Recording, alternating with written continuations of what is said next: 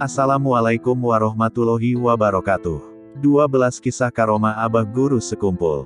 Muhammad Zaini bin Abdul Ghani yang lebih akrab disapa Abah Guru Sekumpul lahir pada tanggal 11 Februari tahun 1942, 27 Muharram 1361 Hijriah di Desa Dalam Pagar, Kecamatan Martapura Timur, Kabupaten Banjar.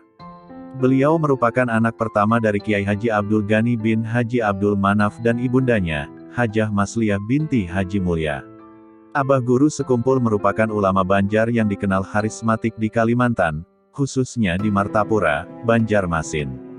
Banyak orang mengira, Sekumpul adalah nama pondok pesantren, padahal tidak demikian. Awalnya, di sekitar hutan Karamunting tersohor dengan nama Sungai Kacang. Namun, ketika pengajian hijrah, Kiai Haji Muhammad Zaini bin Abdul Ghani memperkenalkan nama Sekumpul. Benar adanya, pada tahun 1970-an di kawasan tersebut ada yang menjuluki Sekumpul. Sampai ketika guru pindah, terminologi Sekumpul mulai dikenal halayak. Perubahan tersohornya nama tersebut menjadi awal sejarah sapaan ulama yang dikenal karismatik tersebut, Abah Guru Sekumpul. Berikut 12 karomah Abah Guru Sekumpul yang menggetarkan hati. 1. Harumnya baju melebihi harumnya kasturi. Karomah ini dikisahkan langsung oleh Umi Ella, ibunda Haji Muhammad Amin Badali dan Haji Ahmad Hafi Badali, bahwa Abah Guru Zaini sering memakai kaos putih apabila tidur, yang mana kaos putih itu bau harumnya Masya Allah, sangat harum melebihi minyak harum kasturi, padahal di rumah itu tidak ada yang punya minyak harum seperti itu, bahkan Abah Guru juga tidak memilikinya. Aku cuci, kata Umi Ella, masih saja ada bau harumnya. Umi Ella bertanya, bau harum apa ini? Awet sekali tidak mau hilang. Dijawab Abah Guru, bagaimana bisa hilang baunya kalau kotanya ilmu datang terus. Umi Ella faham kalau Abah Guru itu sering didatangi Rasulullah Shallallahu Alaihi Wasallam. Subhanallah. 2. Membelah diri. Ada seorang murid yang termasuk dekat dengan Abah Guru Sekumpul menceritakan ketika ia berkunjung ke rumah Abah Guru Sekumpul. Saat itu rupanya Abah Guru Sekumpul sedang asyik menceritakan sesuatu.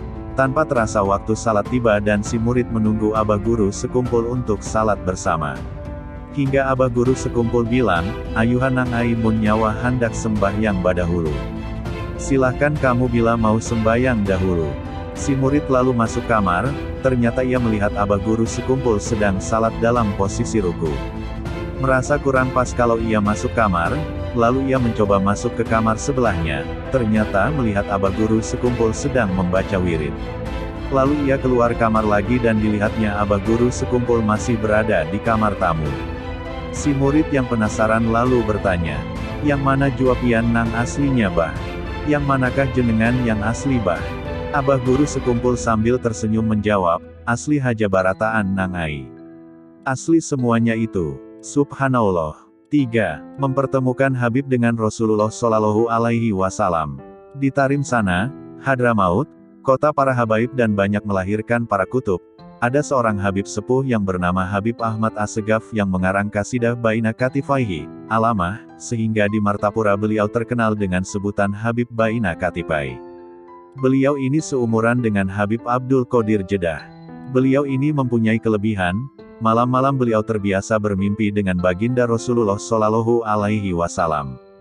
Habib-habib zaman dulu walau sering bermimpi dengan baginda Rasulullah Shallallahu Alaihi Wasallam, masih sakit hati kalau belum bertemu secara jaga, yaksotan dengan baginda Shallallahu Alaihi Wasallam. Akhirnya beliau mendapat isyarat dari Rasulullah Shallallahu Alaihi Wasallam dalam mimpi, Ahmad, kalau kamu ingin bertemu saya, maka temuilah Zaini, Guru Sekumpul orang Martapura, Banjarmasin. Maka bergegaslah beliau menuju Indonesia.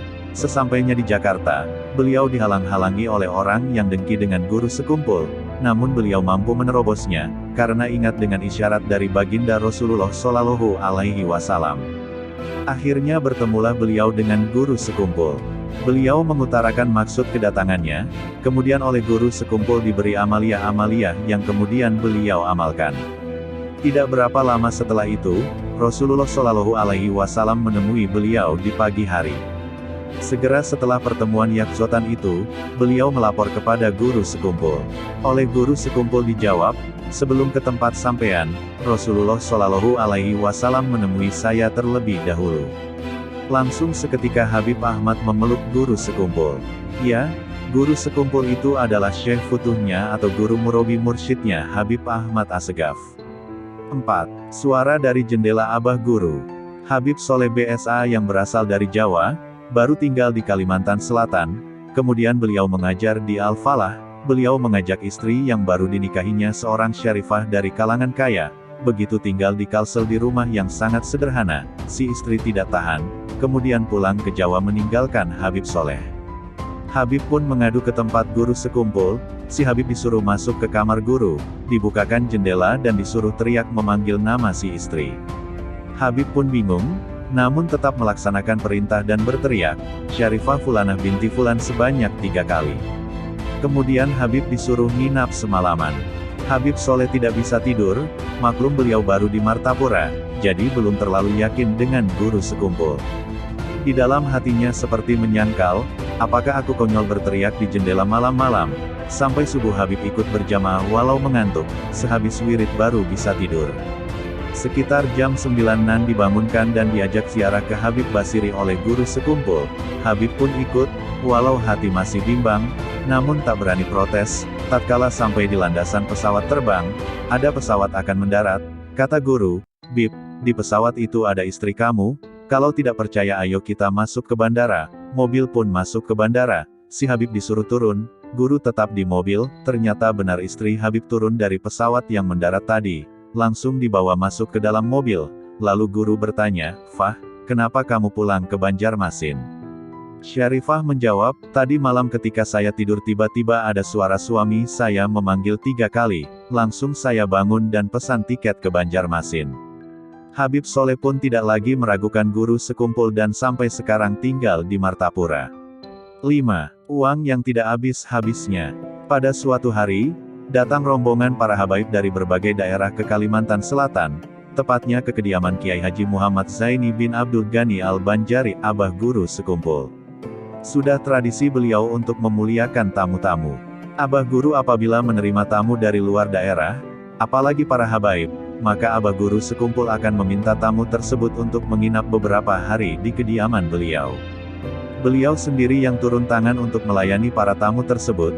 Istilah tamu adalah raja sangat terlihat dari sikap dan perilaku Abah Guru Sekumpul terhadap para tamu-tamu beliau. Sampai pada akhirnya rombongan para habaib itu akan pulang. Maka bergantianlah Abah Guru Sekumpul menyalami satu persatu para habaib tersebut yang jumlahnya puluhan orang. Tapi ada yang aneh. Sambil Abah Guru bersalaman dengan satu persatu dari para habaib tersebut, sambil Abah Guru mengambil uang dari kantong baju beliau dan memasukkan uang tersebut ke kantong baju satu persatu para habaib tersebut. Al-Habib Muhsin bin Al-Habib Agil bin Syahab yang berdiri di dekat Abah Guru Sekumpul saat itu sangat mengetahui bahwa di kantong baju Abah Guru tidak ada apa-apa, kantong baju beliau kosong, dan tidak terlihat mengembung oleh jumlah uang yang banyak. Sampai selesai semua para habaib itu disalami oleh Abah Guru Sekumpul yang jumlahnya puluhan tersebut, terus-terusan Abah Guru juga mengambil uang dari kantong baju beliau, yang seperti tidak ada habisnya untuk beliau berikan kepada satu persatu dari mereka, para habaib tersebut. Tidak terasa, selesai Abah Guru menyalami dan memberikan uang tersebut kepada seluruh habaib yang jumlahnya puluhan orang tersebut. Lalu mendekat Habib Muhsin muda kepada Abah Guru. Berkata Abah Guru Sekumpul kepada Al-Habib Muhsin, "Behinip aja nyawa Muhsin ae." Maksud Abah Guru, "Nggak usah terkejut, diam saja kalau engkau tahu, subhanallah." 6. Kopiah pemberian Abah Guru. Salah seorang jamaah Abah Guru berkisah, di kampung saya dahulu ada sopir taksi yang dicarter seorang habib ke rumah Abah Guru Sekumpul. Sopir ini berkisah, ramah tamah luar biasa Abah Guru ini terhadap tamu. Sopir ini mengaku kalau jarang sholat, pas berkata seperti itu diberi Abah Guru Sekumpul kopiah. Sopir itu berkata, mulai memakai kopiah itu rasanya terbuka hati ini untuk sembahyang dan tidak mau lagi meninggalkan sholat. Berkah karomah beliau merubah diri seseorang menjadi lebih baik. 7. Buah rambutan yang seketika ada di tangan.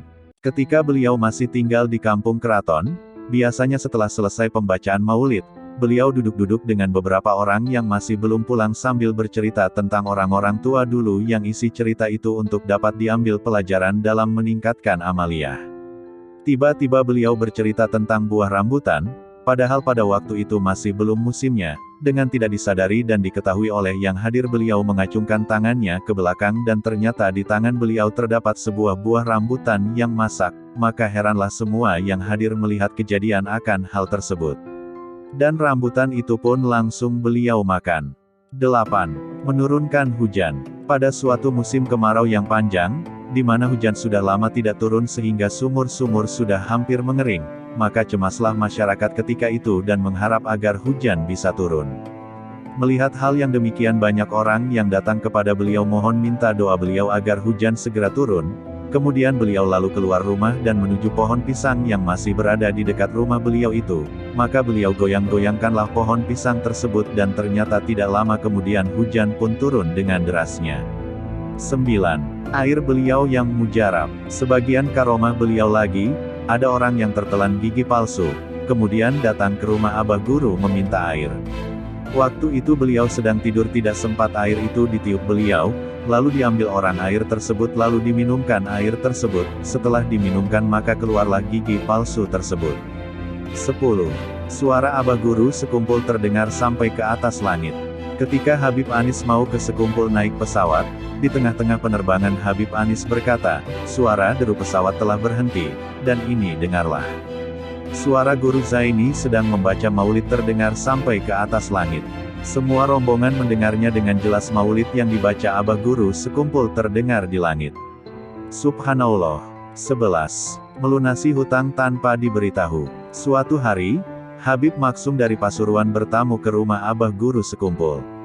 Di perjalanan ia berkata, jika Guru Zaini itu betul-betul wali Allah, maka hutangku 21 juta rupiah lunas. Sampai di kediaman Abah Guru ia pun disambut dengan ramah lalu dipersilakan duduk. Ketika sedang bercakap-cakap beberapa saat, tiba-tiba datang seseorang menyerahkan cek kepada Abah Guru. Abah Guru memberikan cek tersebut begitu saja kepada Habib Maksum. Padahal Abah Guru belum sempat melihat jumlah yang tertera di kertas itu. Kata Abah Guru, untuk melunasi hutang. Lalu Habib melihat jumlah yang tertera di cek itu. Astagfirullah. Ia pun terkejut, jumlahnya 21 juta, persis jumlah hutang yang dia miliki. Padahal Habib belum mengatakan apa-apa pada Abah Guru tentang hutangnya itu. Di sini kita melihat karomah beliau sekaligus kemurahan hati beliau dan bersihnya hati beliau dari cinta dunia. 12. Rasulullah menyerupai beliau. Karomah Abah Guru sekumpul yang paling besar dan mulia adalah ketika beliau sedang sakit parah yang mengakibatkan beliau tidak bisa apa-apa, dan saat hari itu pengajian beliau yang setelah asar. Semua tahu Abah Guru tergeletak di kamar dan tidak bisa apa-apa karena menyandang bala. Tapi tiba-tiba datanglah beliau ke majelis dengan keadaan segar dan bugar seperti orang yang sehat. Beliau mengimami sholat asar lalu mengisi pengajian sampai selesai. Orang-orang mengira Abah Guru telah sehat. Namun setelah pengajian terbukalah semuanya ketika salah seorang Habib dari Hadramaut berkata, beruntung murid-murid Syekh Zaini telah dipimpin langsung oleh Rasulullah Shallallahu Alaihi Wasallam yang datang dan menyerupai Syekh Zaini. Subhanallah. Sumber, Tinta Santri. Wallahu a'lam bishawab. Wassalamualaikum warahmatullahi wabarakatuh.